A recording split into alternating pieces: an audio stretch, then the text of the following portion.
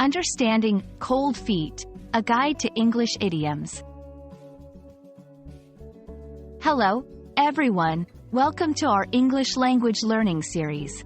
Today, we're diving into the interesting world of English phrases and idioms.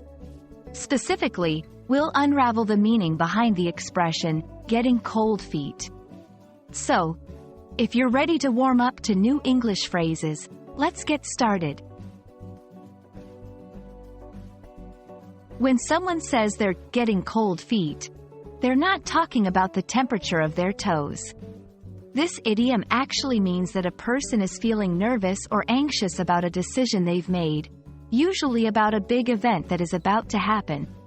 It's often used in the context of weddings, but can apply to any big life change. The phrase, cold feet, has a fascinating history. It's believed to have originated from a military context, where soldiers would get cold feet if they were afraid and reluctant to go into battle. Over time, it evolved into a more general expression for apprehension or doubt about any upcoming event. Understanding idioms is one thing, but using them correctly is another. Let's look at some examples. I was excited about skydiving, but I'm getting cold feet now that the plane is about to take off. He had planned to propose on Valentine's Day but got cold feet at the last minute.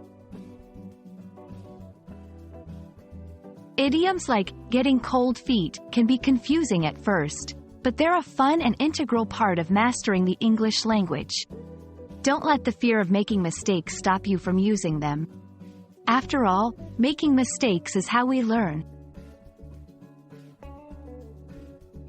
That's all for today's lesson on the phrase, getting cold feet.